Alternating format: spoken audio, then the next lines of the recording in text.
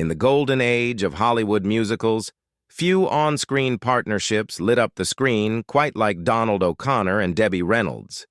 Both were enormously talented, both carried an almost magical energy, and together they created some of the most memorable moments in film history. Yet behind the scenes, their relationship was far more complex than many fans ever realized.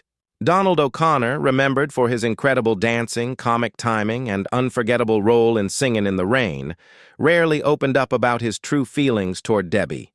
She was America's sweetheart, beloved for her charm and resilience. While Donald often found himself overshadowed by bigger names like Gene Kelly, for decades, people speculated. Were they close friends, secret rivals, or simply professional acquaintances brought together by Hollywood's golden machinery? The truth, as Donald eventually revealed in later years, was far more nuanced. He admired Debbie for her tenacity, respected her as a performer, but also carried frustrations about the way the industry pitted them against one another. Debbie herself would later describe Donald as one of the kindest, funniest men she ever worked with, even as she admitted that the pressures of their careers sometimes kept them from forming the kind of deep friendship fans imagined. What did Donald O'Connor really think of Debbie Reynolds? His reflections in interviews, memoirs, and rare personal accounts shed light on a relationship shaped by admiration, occasional tension, and the unshakable bond of two performers who gave everything they had to Hollywood. In this story, we'll uncover the layers of truth behind their dynamic, the respect that endured, and the surprising revelations Donald shared about working alongside Debbie Reynolds. When Donald O'Connor first crossed paths with Debbie Reynolds, Hollywood was in the midst of a remarkable era. The 1940s and 1950s had seen the rise of the grand movie musical, and both performers would become central figures in shaping its golden reputation. Donald had already established himself as one of the most agile, gifted comic dancers in the business, a performer capable of pulling off gravity-defying routines while making audiences laugh.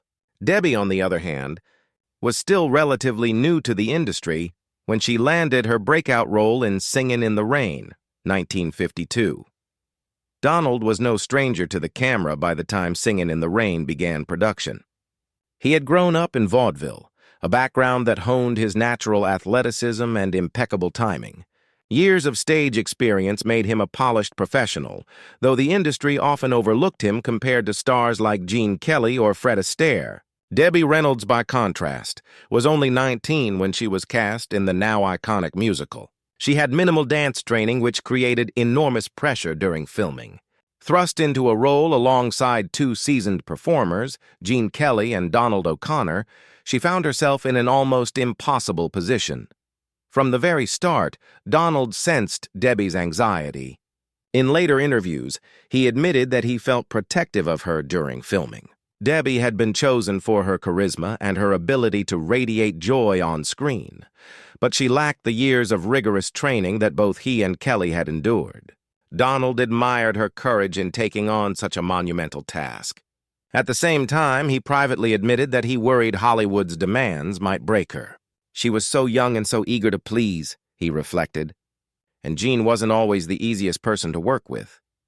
This was one of the first layers of Donald's true feelings toward Debbie, genuine respect mixed with quiet concern. While Gene Kelly pushed her relentlessly, often reducing her to tears during rehearsals, Donald took on the role of the supportive co-star. He recognized that Debbie's natural enthusiasm couldn't mask the exhaustion she often felt. Their relationship during filming wasn't filled with glamour or lighthearted fun. It was about survival in an environment that demanded nothing less than perfection. Off camera, Donald and Debbie shared moments of camaraderie, though their dynamic was shaped largely by the intensity of the production schedule. They didn't develop the kind of intimate friendship that fans often imagined, but there was a sense of solidarity between them. Both understood the pressures of proving themselves, Debbie as the young ingenue fighting to be taken seriously, and Donald as the immensely talented comic actor who still lived in the shadows of bigger stars. Donald would later say that one of the things he admired most about Debbie was her resilience. Despite the grueling hours, the harsh critiques, and the physical toll of dancing until her feet bled, she never gave up. He saw in her the same kind of determination he had known as a child performer, an unrelenting drive to succeed even when the odds felt insurmountable. That drive, he admitted, was something he deeply respected. For audiences watching Singin' in the Rain, the chemistry between Donald and Debbie was undeniable. Their shared screen time radiated charm, but the truth behind the camera was much more layered. Donald's feelings toward Debbie were rooted in admiration, empathy, and a recognition of the unique struggles she endured. He may not have been her closest confidant, but he was certainly an ally during one of the most difficult productions of her career.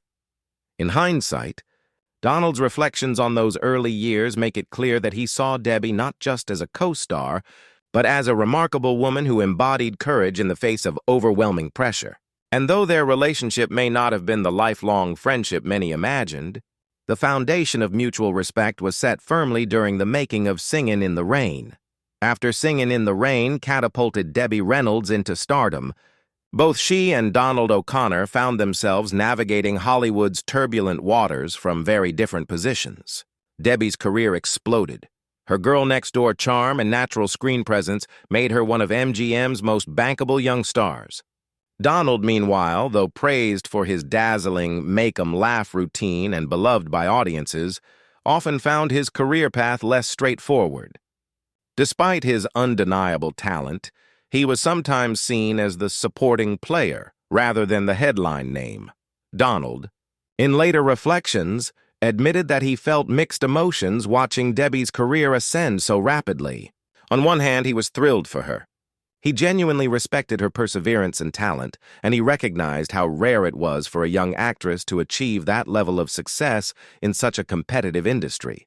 But on the other hand, he sometimes felt the sting of being overlooked, even though his contributions were equally vital to the success of Singin' in the Rain.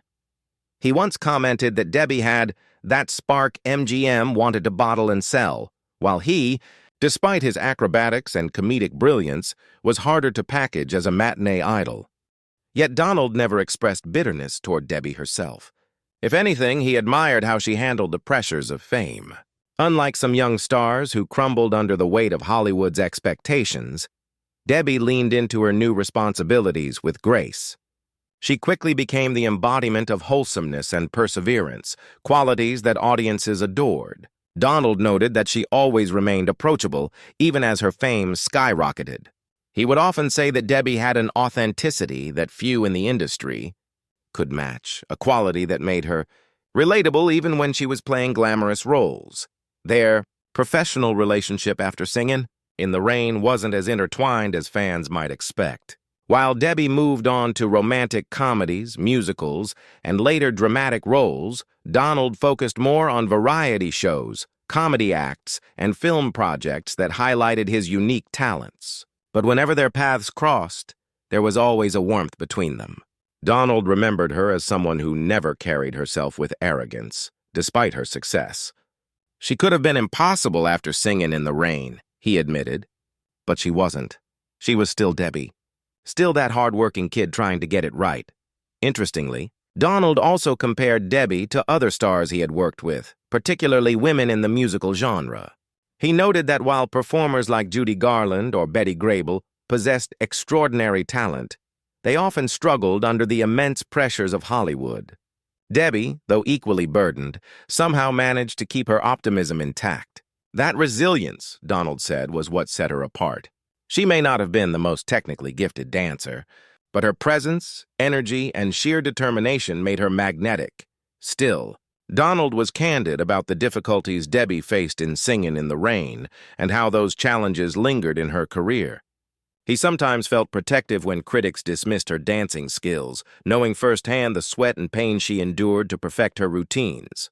He often reminded people that while Gene Kelly and he were trained dancers with decades of experience, Debbie had essentially been thrown into the fire and still delivered a performance for the ages. That kind of tenacity, he believed, deserved far more credit than she often received. Another layer of Donald's feelings toward Debbie was admiration for how she handled her personal struggles in the public eye.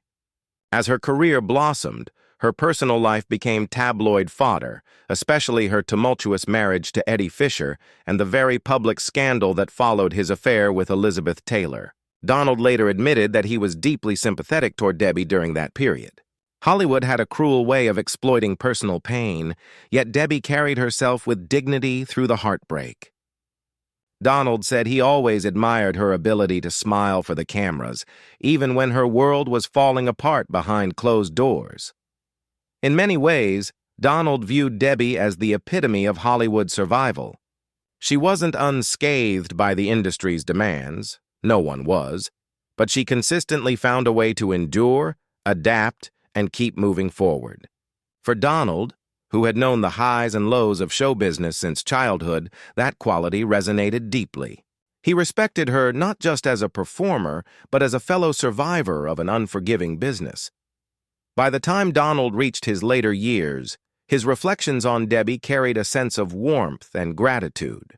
He didn't describe her as a lifelong best friend, but rather as someone who left a lasting impression on him, both professionally and personally.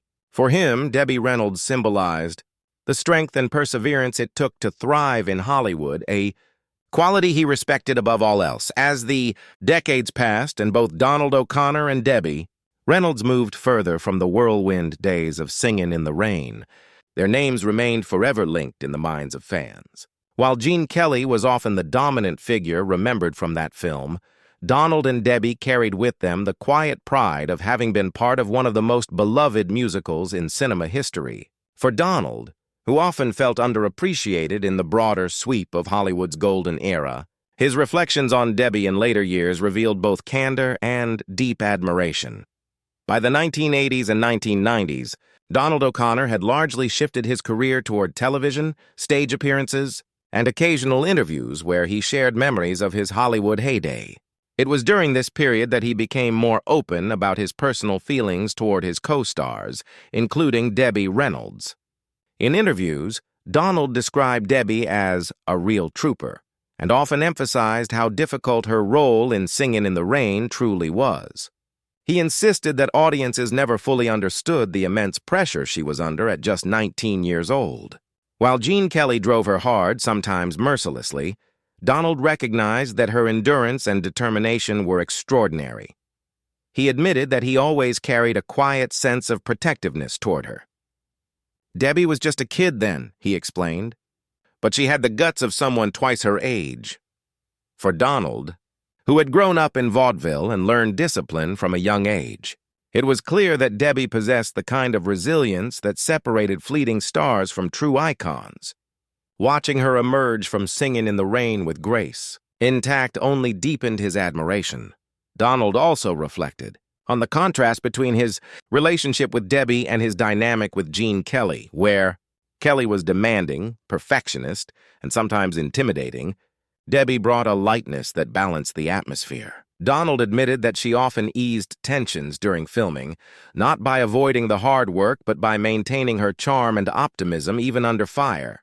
He said that while Kelly pushed, Debbie's laughter and determination inspired everyone else to keep going. In his later years, Donald also expressed empathy for the personal hardships Debbie faced outside of her career. He was candid in acknowledging how cruel Hollywood could be, not only in its grueling expectations on set, but also in its unrelenting spotlight on stars' private lives. The Eddie Fisher-Elizabeth Taylor scandal, which left Debbie humiliated on the front pages of newspapers, was something Donald often mentioned with sadness. He remarked that Debbie didn't deserve that kind of heartache, and admired how she held her head high in the face of betrayal. He saw her resilience in real life as an extension of the same strength she showed during their work together, an ability to survive, adapt, and keep moving forward no matter the obstacles. Yet Donald was also honest about the fact that he and Debbie did not maintain a close, personal friendship throughout their lives. They were friendly colleagues, and whenever they reunited, whether at tributes, award shows, or Hollywood gatherings, there was genuine warmth between them. But Donald admitted that their paths simply diverged. Debbie pursued a long and varied career in both film and live performance, eventually reinventing herself as a beloved Las Vegas entertainer and preservationist of Hollywood memorabilia. Donald, meanwhile, battled his own professional setbacks, health issues, and the lingering feeling that his contributions were underappreciated compared to some of his peers. Still, when he spoke of Debbie in his later years, there was no bitterness, only admiration and respect. He described her as a survivor in every sense of the word, and he often praised her ability to remain grounded despite decades of fame. He also credited her with helping to keep the legacy of Singin' in the Rain alive. While Donald sometimes felt overshadowed, he admitted that Debbie's enduring popularity with audiences brought renewed attention to the film and, by extension, to his own performance. In that sense, her continued success benefited them both. Perhaps the most telling aspect of Donald's reflections was the way he spoke about Debbie's energy. Even in her later years, she remained vibrant, tireless, and filled with the same determination she had shown at 19. Donald marveled at her ability to keep performing, touring and entertaining well into her 70s. To him, she represented a kind of unstoppable force, someone who refused to let Hollywood or life itself defeat her. By the time Donald O'Connor gave some of his final interviews, it was clear that his feelings toward Debbie Reynolds had crystallized into something simple yet profound: respect. He may not have called her his closest friend, but he consistently referred to her with admiration, gratitude, and an acknowledgement of the special bond they shared through one of Hollywood's greatest achievements. In his eyes, Debbie was not just a co-star, but a symbol of resilience, talent, and determination, qualities he valued deeply because he had lived them himself. As Donald O'Connor entered the twilight of his life and career, he became increasingly reflective, not only about his own contributions to Hollywood, but also about the legacy of those he had worked alongside. Among the names that inevitably came up was Debbie Reynolds. Their time together on Singin' in the Rain was brief in terms of years, yet it became immortal in film history, and Donald never shied away from acknowledging the importance of that shared experience. What made his later comments about Debbie so fascinating was the way he balanced honesty with admiration, revealing a complex yet deeply respectful perspective that often surprised fans who assumed the two were either inseparable friends or mere co-workers. In one of his final interviews, Donald explained that the bond he felt with Debbie was unique because it was forged under extraordinary circumstances. The filming of Singin' in the Rain was grueling. Gene Kelly's perfectionism pushed everyone to their limits, and Debbie, being so young and inexperienced, bore the brunt of much of that pressure. Donald confessed that at the time, he didn't fully realize just how difficult it was for her. Only years later, as he matured and reflected, did he come to appreciate the magnitude of what Debbie had accomplished. She was thrown into the deep end without a life jacket, he said, and she swam better than any of us. Perhaps most touching was Donald's acknowledgement that Debbie had carried the film's legacy with extraordinary grace. While Gene Kelly was often credited as the genius behind the production, and Donald himself earned recognition for his unforgettable make-'em-laugh routine, it was Debbie who, in many ways, became the heart of the movie for audiences. Donald openly admitted that he admired how she took ownership of that legacy, never distancing herself from the role, even as she pursued other ventures in acting, singing, and live performances. He noted that many stars tried to escape the shadow of their most famous roles, but Debbie embraced it, proudly speaking about Singin' in the Rain for decades. She kept it alive, Donald said. Without her, people might have forgotten what it meant. In reflecting on his own relationship with Debbie, Donald was careful not to exaggerate. He admitted that they didn't spend much time together outside of work. Their careers took them down very different paths. Debbie continued to reinvent herself in films, television, and on stage, while Donald battled setbacks, health struggles, and periods where he felt sidelined by the industry. Yet, whenever their paths crossed, there was always warmth and mutual respect. He recalled with fondness the occasions when they reunited at Hollywood events, saying that Debbie always treated him with kindness, never allowing her immense fame to create distance between them. Donald's final thoughts on Debbie also revealed a deep admiration for her resilience beyond Hollywood. He acknowledged how she endured very public personal struggles, the Eddie Fisher betrayal, financial troubles, and the heartbreaking tragedies within her family. "Most people would have crumbled," Donald observed. But Debbie didn't. She stood tall, she kept going, and she never lost her ability to smile. That, he believed, was her greatest quality, an unbreakable spirit. There was also a sense of humility in Donald's reflections. He recognized that Debbie's career trajectory outshone his own in terms of visibility and lasting fame, but he did not express jealousy. Instead, he framed it as a point of pride, emphasizing that being associated with Debbie Reynolds and Singin' in the Rain was one of the defining privileges of his life. To him, Debbie symbolized what Hollywood could produce at its best: talent, charm, and resilience wrapped into one unforgettable performer. Toward the end of his life, when asked how he wanted people to remember Debbie Reynolds, Donald's words were both simple and profound. "Remember her as the girl who could do it all," he said. "She sang, she danced, she acted, and she did it with heart. She was tougher than people realized, funnier than people gave her credit for, and one of the finest performers I ever worked with." For fans who only saw the polished perfection of Singin' in the Rain, Donald's reflections offered a deeper truth. Their relationship may not have been one of lifelong friendship, but it was rooted in respect and admiration, born out of shared struggle, mutual recognition, and an understanding of just how difficult the journey had been. His honesty stripped away the myths of Hollywood camaraderie and replaced them with something more genuine.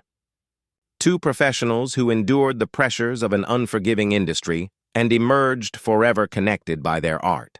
In the end, Donald O'Connor's true feelings about Debbie Reynolds were not wrapped in scandal or rivalry, but in gratitude and admiration. He saw her not only as a co-star, but as a survivor, a symbol of resilience, and a reminder of the best that Hollywood's golden age had to offer. And perhaps that was the greatest compliment he could give her, that when all was said and done, she was not just America's sweetheart, but a colleague he deeply respected, a performer he admired, and a woman whose strength inspired him long after the cameras stopped rolling.